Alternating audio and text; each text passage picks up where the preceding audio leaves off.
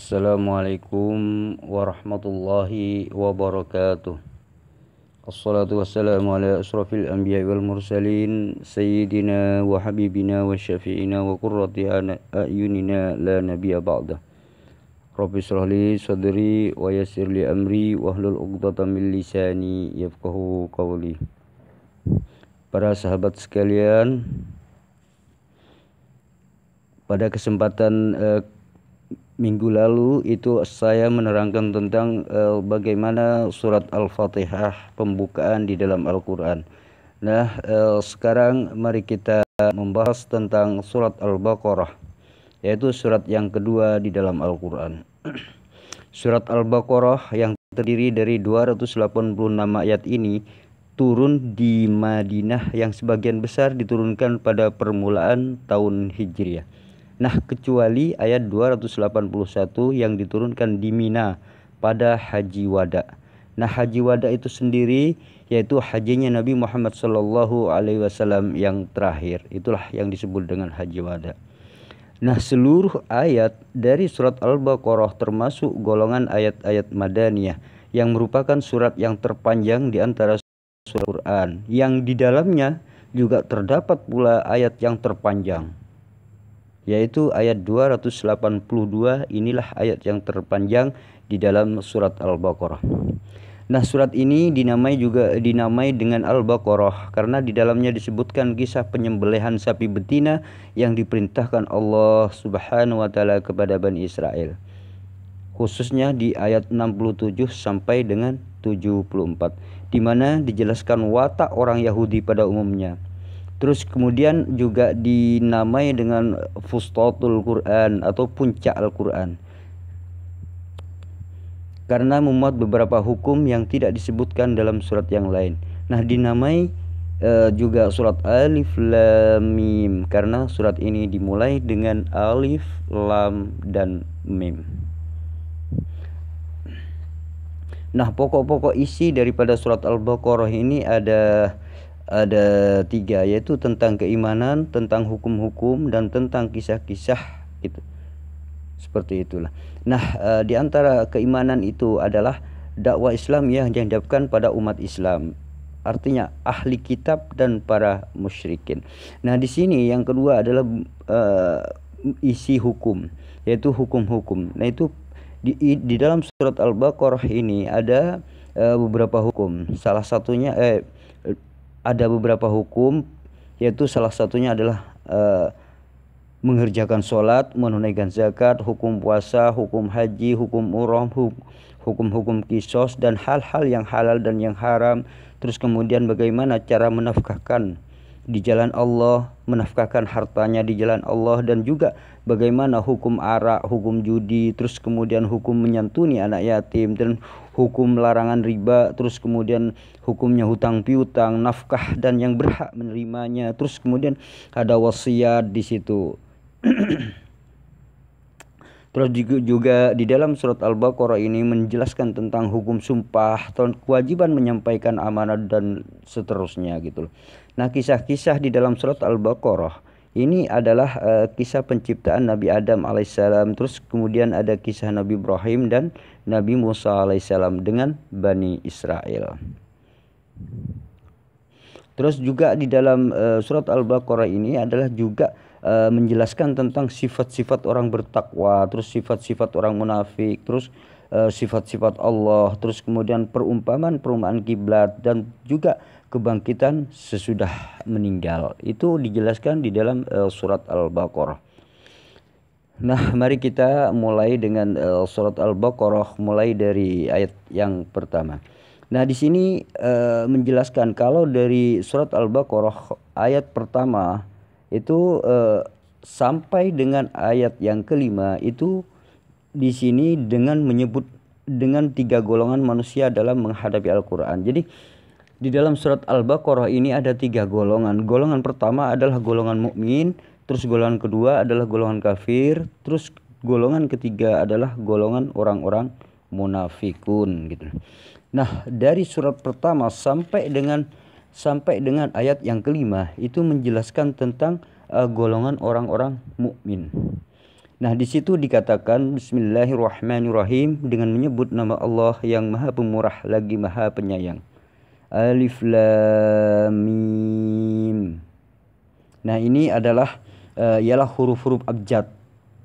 Abjad yang terletak pada permulaan sebagian dari surat-surat Al-Quran seperti Alif Lam Mim. Juga di dalam banyak sekali di dalam Al-Quran ada Alif Lam Ra, Alif Lam Mim, Shad dan sebagainya. Nah, di antara ahli tafsir ada yang menyerahkan pengertian kepada Allah karena dipandang termasuk ayat-ayat mutasyabihat gitu. Nah, dan ada pula yang menafsirkan, golongan yang menafsirkan ada yang memandangnya sebagai nama surat, yaitu surat Alif Lam Mim gitu loh. Dan ada pula yang berpendapat bahwa huruf-huruf abjad itu gunanya untuk menarik perhatian para pendengar supaya memperhatikan Al-Quran itu, dan untuk mengisyaratkan bahwa Al-Quran itu diturunkan dalam bahasa Arab yang tersusun dari huruf-huruf abjad. Seperti itu. Nah, kalau mereka tidak percaya bahwa Al-Quran ini diturunkan dari Allah dan hanya buatan Nabi Muhammad SAW misalkan. Nah, semata-mata misalkan buatan Nabi Muhammad, maka cobalah mereka buat semacam Al-Quran itu.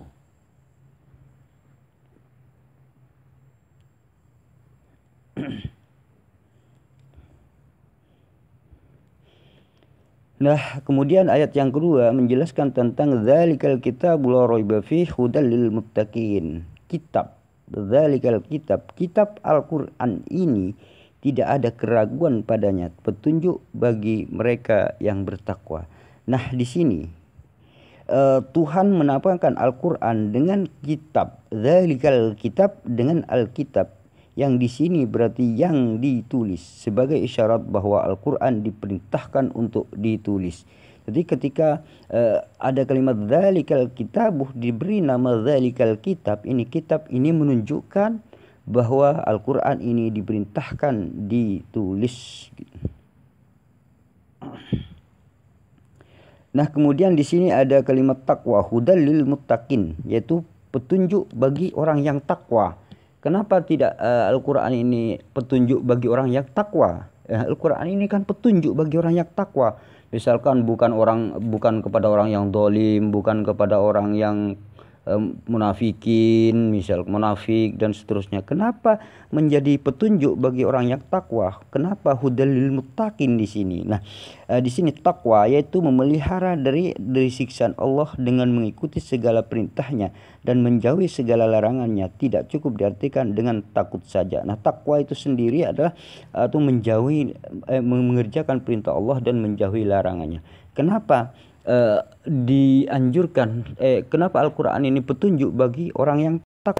Karena orang yang takwa ini adalah selalu mencari kebaikan, maka bagi orang yang mencari kebaikan maka petunjuknya adalah Al-Quran. Bagi orang yang enggan mencari kebaikan seperti orang dolim, membangkang dan seterusnya, maka Al-Quran tidak membuat menjadi petunjuk bagi mereka, seperti itulah. Kecuali ada niat mereka itu dia itu ingin mencari kebaikan, maka Al-Qur'anlah petunjuknya, seperti itulah. Maka Al-Qur'an ini sebagai petunjuk bagi orang-orang yang takwa, yang takut kepada Allah Subhanahu wa taala, seperti itu. Bagi orang yang membangkang pada Allah, Al-Qur'an bukanlah petunjuk bagi mereka karena mereka sudah membangkang, sudah sesat. Tetapi kalau mereka itu mau kembali lagi ke jalan Allah, maka Al-Quran inilah sebagai petunjuk. Seperti itu. Nah, kemudian ayat yang ketiga, alladzina yu'minuna bil ghaibi wa yuqimunas sholata wa mimma razaqnahum yunfikun. Yaitu mereka yang beriman kepada yang gaib, yang mendirikan sholat dan menafkahkan sebagian rezeki yang kami anugerahkan kepada mereka. Nah, di sini ada kalimat yu'minuna, alladzina yu'minuna, beriman. Nah, adanya iman ialah mengerjakan apa yang dikehendaki oleh iman itu. Nah, tanda-tanda adanya iman ialah mengerjakan apa yang dikehendaki oleh iman itu. Itulah tanda-tanda iman. Jadi iman itu sebenarnya orang itu yang disebut beriman itu menghendaki sesuatu yang dikehendaki oleh iman itu sendiri, seperti itu. Nah, kemudian yang kemudian yang kedua adalah bil ghaibi, gaib, sesuatu yang gaib. Nah, yang gaib ialah yang tidak dapat ditangkap oleh panca indera. Jadi percaya kepada yang gaib yaitu mengiktikadkan adanya sesuatu yang maujud yang tidak dapat ditangkap oleh panca indera, karena ada dalil yang menunjukkan kepada adanya, seperti adanya Allah, adanya malaikat, adanya hari kiamat dan sebagainya. Semua itu karena ada dalil yang menunjukkan, ada tanda-tanda yang menunjukkan. Contohnya gini, Allah itu tidak terlihat. Kenapa kita percaya? Karena mengetahui tanda-tandanya. Allah itu ada, sehingga saya dan juga umat Islam percaya kepada Allah, adanya Allah. Contohnya saya logikakan seperti ini. Ketika orang tidak tahu sifat-sifat angin, tidak tahu tanda-tanda angin, maka orang itu tidak akan percaya adanya angin gitu. Tetapi kalau dia itu tahu tanda-tandanya angin, maka dia akan percaya angin itu ada. Walaupun angin itu tidak terlihat. Contoh gini, ketika melihat daun bergerak-gerak ke kanan ke kiri, ke kanan ke kiri gitu, itu orang langsung mengatakan itu ada angin. Kenapa? Karena mereka tahu tanda-tandanya. Ketika dahan-dahan itu bergoyang-goyang, itu tandanya adanya angin. Nah, seperti itulah ketika orang itu mengenal tanda-tanda, mengenal sifat-sifat Allah, maka orang itu percaya Allah itu ada. Bagi orang yang tidak tahu, tidak mengenal sifat-sifat Allah, maka orang itu harus belajar, karena dia butuh bimbingan kita semua gitu.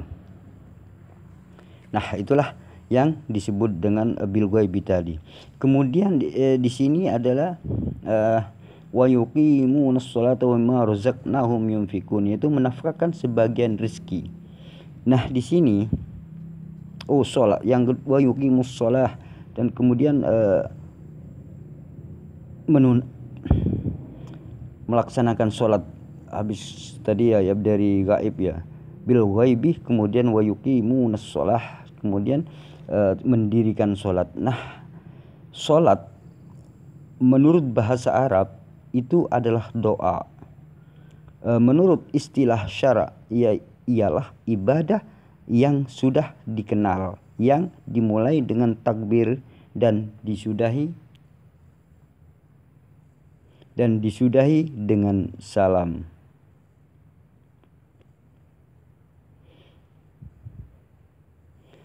Salat ini dikerjakan itu untuk membuktikan pengabdian dan kerendahan diri kepada Allah Subhanahu wa taala. Itu mendirikan salat ialah menunaikannya dengan teratur atau dengan melengkapi syarat-syarat, rukun-rukun dan adab-adabnya, baik yang lahir ataupun yang batin, seperti khusyuk atau memperhatikan apa yang dibaca dan seterusnya. Itulah salah satu penjabaran tentang sholat. Terus kemudian tadi wa mimma razaqnahum yunfikun. Nah, menafkahkan sebagian rezeki bagaimana? Nah, di sini rezeki segala yang dapat diambil manfaatnya itu rezeki. Menafkahkan sebagian rezeki ialah memberikan sebagian dari harta yang telah direzekikan oleh Allah Subhanahu wa taala kepada orang-orang yang disyariatkan oleh agama memberinya. Artinya kita itu memberi, menafkahkan sesuatu kepada orang-orang yang disyariatkan oleh ajaran Islam. Seperti misalkan menafkahkan kepada, memberikan kepada orang-orang fakir, terus orang-orang miskin, kaum kerabat, anak-anak yatim dan lain-lainnya. Nah, itu salah satu yang disyariatkan. Karena apa? Karena di sini rezeki ini dimintai pertanggungjawaban oleh Allah Subhanahu wa taala. Dari mana kamu dapat dan dikemanakan setelah kamu dapat. Nah, itulah rezeki yang akan dipertanggungjawabkan semuanya di hadapan Allah Subhanahu wa taala. Nah, kemudian ayat yang keempat, walladzina yu'minuna bima unzila ilaika wa ma unzila min qablik wa bil akhirati hum yuqinun. Dan mereka yang beriman kepada kitab Al-Qur'an yang telah diturunkan kepadamu Muhammad dan kitab-kitab yang telah diturunkan sebelummu, serta mereka yakin akan adanya kehidupan akhirat. Nah, di sini dikatakan walladzina yu'minuna bima unzila ilaika. Bima dengan Al-Qur'an atau kitab yang diturunkan kepada Nabi Muhammad ini adalah Al-Qur'an ini yang saya baca ini. Kemudian wa ma unzila min qablika, dan kitab yang diturunkan sebelum Nabi Muhammad sallallahu alaihi wasallam. Nah, kitab-kitab yang telah diturunkan sebelum Nabi Muhammad sallallahu alaihi wasallam ialah kitab-kitab yang diturunkan sebelum Al-Qur'an, seperti Taurat, Zabur, Injil, dan suhuf-suhuf yang tersebut dalam Al-Qur'an yang diturunkan kepada para rasul. Jadi Allah menurunkan kitab kepada rasul ialah dengan memberikan wahyu kepada Jibril alaihissalam, lalu Jibril menyampaikan kepada rasul-rasul tersebut gitu.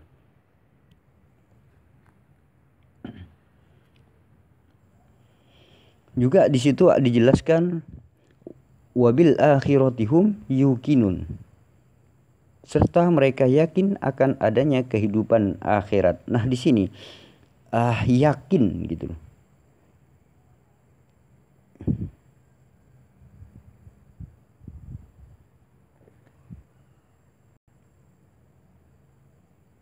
Yaitu yakin ialah kepercayaan yang kuat dengan tidak mencampuri keraguan sedikit pun. Itulah wabil akhiratihum yuqinun, yakin adanya kehidupan akhirat, dan serta mereka yakin akan adanya kehidupan akhirat. Nah, di sini yakin ialah kepercayaan yang kuat dengan tidak dicampuri keraguan sedikit pun. Nah, akhirat adalah lawannya dunia. Kehidupan akhirat ialah kehidupan sesudah dunia berakhir. Yakin akan adanya kehidupan akhirat ialah benar-benar percaya akan adanya kehidupan sesudah dunia berakhir. Seperti itu. Nah, itulah yang ayat yang kelima, yaitu ulaika ala hudam mir rabbihim wa ulaika humul muflihun. Mereka itulah yang tetap mendapatkan petunjuk dari Tuhan mereka, dan mereka orang-orang yang beruntung. Nah, di sini di ayat 1 sampai 5 ini disebut orang-orang yang beruntung. Ayat 1 sampai 5 ini adalah menjelaskan tentang golongan orang-orang mukmin. Nah, ayat yang ke-6 dan yang ke-7 ini menjelaskan tentang golongan orang-orang kafir. Innal ladzina kafaru sawa'un 'alaihim anzartahum am lam tunzirhum la yu'minun. Sesungguhnya orang-orang kafir sama saja bagi mereka. Kamu beri peringatan atau tidak kamu beri peringatan, mereka tidak akan beriman. Nah, orang-orang yang yang condong pada sebuah kekafiran ini atau kafir dan masih berat dengan kekafirannya, maka dia itu diberi peringatan atau tidak diberi peringatan itu sama saja bagi mereka. Mereka tidak akan pernah beriman. Karena apa? Karena mereka sudah condong pada sebuah kesesatan. Artinya dia sudah nyaman dengan kekafirannya. Nah, seperti itulah. Nah, kemudian ayat yang ke-7-nya, khatamallahu ala qulubihim wa ala sam'ihim wa ala absarihim ghishawatu wa lahum adzabun adim, gitulah. Allah telah mengunci mati hati dan pendengaran mereka, dan penglihatan mereka ditutup, dan bagi mereka siksa yang amat berat. Inilah balasan bagi orang-orang yang kafir. Nah, di sini disebutkan dalam khatamallahu ala qulubihim wa ala sam'ihim. Nah, di sini dijelaskan yakni orang itu tidak dapat menerima petunjuk, mengunci mati hati dan pendengaran mereka. Itu yang dimaksud adalah yakni orang itu tidak dapat menerima petunjuk dan segala macam nasihat pun tidak akan berbekas padanya. Yakni ketika misalkan gini, ada umat Islam memberikan sebuah nasihat kepada orang-orang kafir, mereka itu tidak membekas sedikit pun, tidak mau mendengarkan dan malah mengejeknya. Itulah sifat-sifat orang kafir seperti itu. Nah, kemudian dilanjut ayat itu, dan penglihatan mereka ditutup. Wa ala absarihim ghishawah. Jadi artinya adalah, maksudnya mereka tidak dapat memperlihatkan dan memahami ayat-ayat Al-Quran yang mereka dengar, dan tidak dapat mengambil pelajaran dari tanda-tanda kebesaran Allah yang mereka lihat di cakrawala, di permukaan bumi, dan pada mereka sendiri. Tanda-tanda kekuasaan Allah yang ada pada diri orang kafir itu sendiri, dan tanda-tanda yang ada di bumi, di cakrawala ini tidak membekas di hatinya. Karena apa? Karena hatinya sudah condong pada sebuah kekafiran. Seperti itulah. Itulah tanda-tanda orang yang kafir yang disebutkan di dalam surat Al-Baqarah. Nah, untuk golongan munafik ini mulai dari ayat 8 itu sampai ayat 20 ini menjelaskan tentang orang-orang munafik. Namun saya akan lanjutkan di video berikutnya, karena golongan orang-orang munafik ini itu mulai dari ayat 8 sampai dengan ayat 20. Ini panjang ya. Gimana? Diteruskan? Oke, saya teruskan. Nah, gini ya. Oke, saya teruskan, lanjutkan aja. Karena ada tiga golongan tadi ya. Orang mukmin, orang kafir, dan golongan orang-orang munafik. Nah, sekarang pembahasannya adalah orang munafik yang dimulai dari ayat 8 surat Al-Baqarah itu sampai ayat 20. Artinya di sini 12 ayat untuk orang munafik ini. Panjang banget ini. Ayat 8, wa minan nasi man yaqulu amanna billahi wa bil yaumil akhir wa ma hum bimu'minin. Di antara manusia ada yang mengatakan kami beriman kepada Allah dan hari kemudian, padahal mereka itu sesungguhnya bukan orang-orang yang beriman. Nah, orang munafik ini itu mengatakan saya beriman kepada Allah, saya beriman gitu. Tetapi ketika padahal mereka itu tidak beriman, artinya cuma di mulut saja imannya gitu. Ketika dikatakan amanna billahi wa bil yaumil akhir, di sini adalah hari kemudian itu ialah yaumil akhir. Yang disebut dengan yaumil akhir ini adalah hari kemudian, ialah mulai dari waktu makhluk dikumpulkan di padang mahsyar sampai waktu yang tak ada batasnya. Itulah yang disebut dengan yaumil akhir. Artinya nanti manusia ini proses dibangkitkan dan digiring ke arah alam mahsyar. Nah, mulai dari padang mahsyar sampai seterusnya yang abadi, inilah yang disebut dengan yaumil akhir di sini. Nah, sifat-sifat orang munafik ini seperti itu. Saya iman, tetapi faktanya mereka cuma di mulut saja, bahkan ya mengaku bahkan mencemooh Islam ketika berada dengan orang-orang non-Islam. Seperti itulah sifat-sifat orang munafik. Nah, di ayat yang ke-9, yukhadi'una Allah walladzina amanu wa ma yakhda'una illa anfusahum wa ma yash'urun. Mereka hendak menipu Allah dan orang-orang yang beriman, padahal mereka hanya menipu dirinya sendiri, mereka tidak sadar. Nah, orang-orang munafik ini ketika berkumpul dengan orang-orang yang beriman, dia itu mengatakan saya iman. Ketika dia itu sudah jauh dari orang-orang yang beriman, malah dia itu mengolok-olok Islam itu sendiri. Nah, inilah yang disebut dengan tanda-tanda orang munafik. Padahal mereka itu mengira mereka itu menipu orang-orang mukmin gitu loh. Mereka itu mengira menipu umat Islam, tetapi sebenarnya mereka itu adalah menipu dirinya sendiri. Karena apa? Karena mereka akan mendapatkan balasan dari Allah dan akan dilempar ke dalam api neraka. Seperti itulah ya.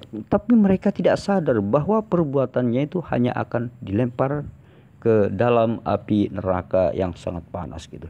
Ayat 10-nya, fi qulubihim maradun fazadahumullahu marada wa lahum adzabun alimun bima kanu yakdzibun. Nah, dalam hati mereka ada penyakit, lalu ditambah Allah penyakitnya, dan bagi mereka siksa yang pedih disebabkan mereka berdusta. Nah, ini di sinilah ini penting ya. Jadi dalam hati orang munafik ini ada penyakit sebenarnya. Penyakitnya yakni berkeyakinan mereka terhadap kebenaran Nabi Muhammad SAW lemah. Keyakinan mereka itu lemah. Kelemahan keyakinan itu menimbulkan kedengkian, iri hati, dan dendam terhadap umat Islam dan terhadap Nabi Muhammad SAW dan agama dan orang-orang Islam. Nah, di sini karena apa ya? Karena lemahnya keyakinan mereka, akhirnya mereka tuh iri, dengki dan seterusnya terhadap umat-umat Islam seperti itulah. Nah, di ayat 11 dikatakan wa idza qila lahum la tufsidu fil ardi qalu innama nahnu muslihun.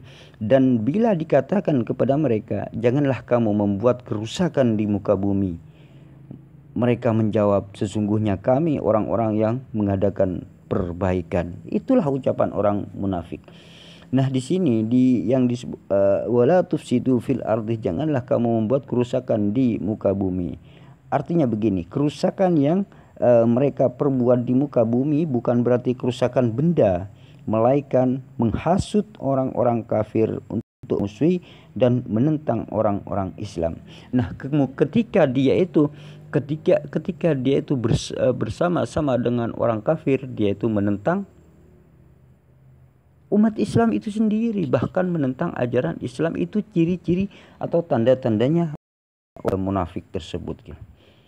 Terus di ayat selanjutnya, ala innahum humul mufsiduna walakin la yash'urun. Ingatlah, sesungguhnya mereka itulah orang-orang yang membuat kerusakan, tetapi mereka tidak sadar. Nah, orang munafik ini sebenarnya sangat membuat kerusakan di muka bumi, karena bisa mengadu domba orang-orang munafik ini. Kalau dia itu bersama dengan orang-orang kafir, dia itu ikut kafir dan ikut mencemooh Islam gitu loh.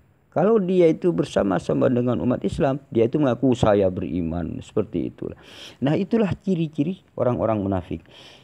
Terus ayat 13-nya, wa idza qila lahum aminu kama amana an-nasu qalu anu'minu kama amana as-sufaha ala innahum humus sufaha walakin la ya'lamun.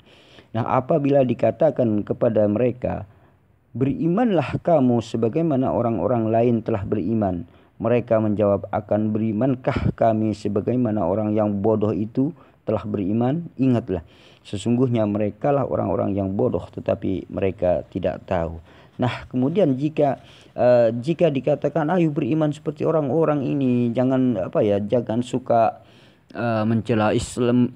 Kalau ketika bersama dengan orang-orang di luar Islam, dia itu ikut-ikutan mencela Islam dan seterusnya. Jangan seperti itulah, berimanlah seperti orang-orang yang beriman. Nah, ketika dikatakan seperti itu, mereka jawab, oh masa aku ini banyak alasan yang mereka katakan gitulah. Terus ayat yang ke-14, wa idza laqul ladzina amanu qalu amanna wa idza khalau ila syayatinihim qalu inna ma'akum innama nahnu mustahzi'un. Dan bila mereka berjumpa dengan orang-orang yang beriman, mereka mengatakan kami telah beriman.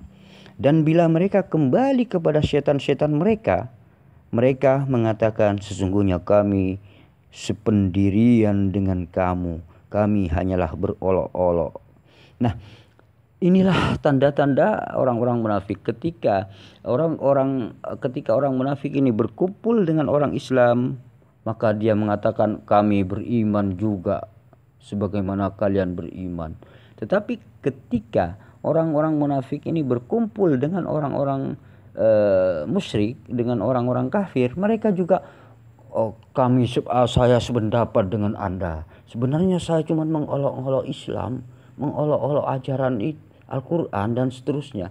Nah, begitulah pendapat orang-orang munafik. Itu ciri-cirinya orang munafik seperti itu. Ayat yang ke-15 adalah Allah yastahzi'u bihim wa yamudduhum fi tughyanihim ya'mahun. Allah akan membalas olok-olokan mereka dan membiarkan mereka terombang-ambing dalam kesesatan mereka. Jadi Allah Subhanahu wa taala ini balas semua perbuatan orang-orang munafik seperti itu. Ayat yang 16, ulaikal ladzina ishtarawu dhalalata bil huda fama rabihat tijaratuhum wama kanu muhtadin. Nah, mereka itulah orang yang membeli kesesatan dengan petunjuk, maka tidaklah beruntung perniagaan mereka dan tidaklah mereka mendapat petunjuk. Nah, orang-orang munafik ini dikatakan membeli artinya orang membeli ke sebuah kesesatan dengan petunjuk, sehingga apa yang didapatkan oleh orang-orang munafik ini adalah kesesatan karena menukar petunjuk dengan kesesatan tersebut. Terus ayat yang ke-17-nya, mathaluhum kamathalil ladzi istawqada naran falamma adaa'at ma haulahu dhahaballahu binurihim wa tarakahum fi dhulumatin la yubsirun. Nah, perumpamaan orang-orang munafik ini seperti ini adalah seperti orang yang menyalakan api gitu. Jadi maka setelah api itu menerangi sekelilingnya, Allah hilangkan cahaya yang menyinarinya, maka mereka dan membiarkan mereka dalam kegelapan sehingga tidak dapat melihatnya. Nah, itulah perumpamaan bagi orang yang munafik tersebut. Nah, ketika orang-orang munafik itu tidak dapat mengambil manfaat dari petunjuk-petunjuk yang datang dari Allah karena sifat-sifat kemunafikan yang bersemi di dalam dada mereka. Jadi keadaan mereka digambarkan Allah seperti dalam ayat ini, yaitu mereka adalah seperti orang yang menyalakan api. Maka setelah api itu menerangi sekelilingnya, Allah hilangkan cahaya yang menyinarinya. Jadi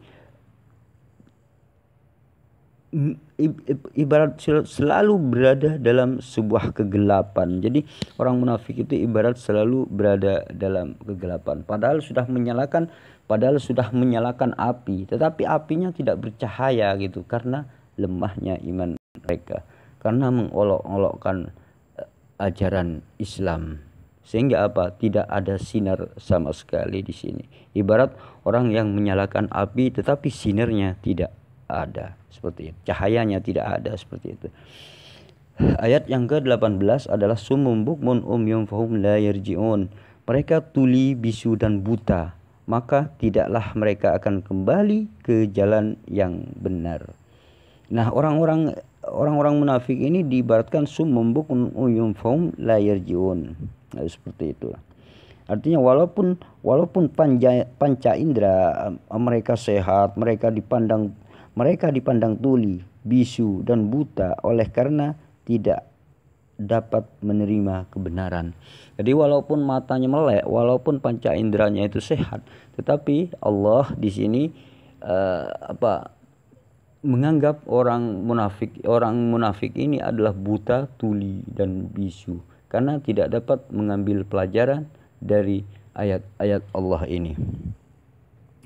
Terus kemudian ayat yang ke-19, au qasayyibin minas sama'i fi dhulumati wa ra'du wa barq yaj'aluna asabi'ahum fi adanihim minas sawa'iqi hadaral maut wallahu muhitum bil kafirin. Atau seperti orang-orang yang ditimpa hujan lebat dari langit disertai gelap gulita, guruh dan kilat.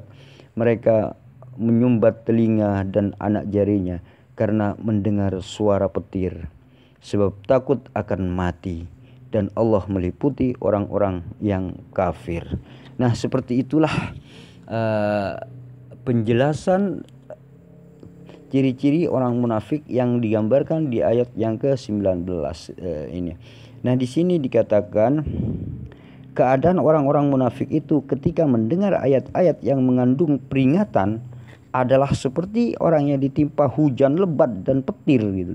Mereka menyumbat telinganya karena tidak sanggup mendengarkan peringatan-peringatan dari Al-Quran. Seperti itulah gambaran orang-orang munafik gitu. Jadi Al-Quran ketika dibacakan kepada mereka itu dikira seperti mendengar petir hujan sehingga menyumbat telinganya karena ketakutan gitu loh. Seperti itulah gambaran orang-orang munafik. Dan kemudian yang tadi wallahu muhitum bil kafirin, Allah meliputi orang-orang yang kafir. Nah, di sini maksudnya yaitu pengetahuan dan kekuasaan Allah itu meliputi orang-orang kafir. Semua baik itu orang kafir, baik itu orang munafik, pasti akan mendapatkan balasan dari Allah Subhanahu wa taala. Seperti itulah. Nah, ayat yang terakhir, ayat yang ke-20 dari golongan orang munafik ini adalah yakadul barqu yakhtafu absaruhum kullama wadha'a lahum masyaw fihi wa idza adlama 'alaihim qamu walau sya'allahu la dhahaba bi sam'ihim wa absarihim innallaha 'ala kulli syai'in qadir. Nah, hampir-hampir kilat itu menyambar penglihatan mereka. Setiap kali kilat itu menyinari mereka, mereka berjalan di bawah sinar itu.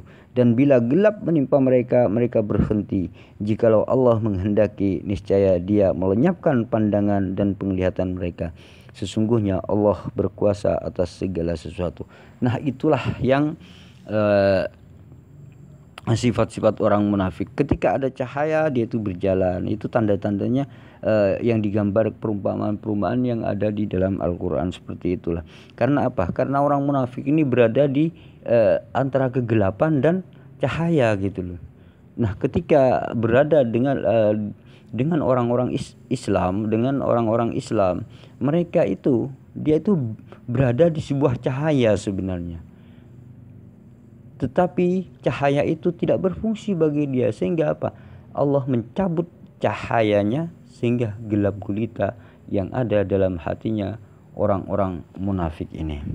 Nah, inilah yang saya bahas tentang surat Al-Baqarah tadi, mulai dari ayat yang pertama sampai ayat yang ke-20. Nah, dari ayat yang pertama sampai ayat yang 20 ini di sini ada terangkum 3 golongan ya. Pertama golongan mukmin, yang kedua golongan kafir, yang ketiga adalah golongan orang-orang munafik.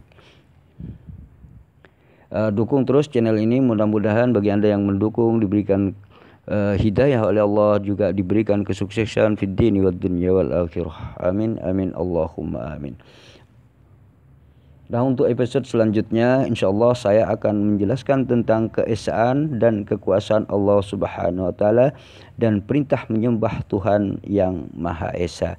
Insyaallah mulai dari ayat Al-Baqarah ayat yang ke-21 sampai insyaallah sampai ayat yang ke-29 untuk video berikutnya. Subscribe channel ini biar Anda mendapatkan notifikasi dari saya ketika saya mengupload video baru.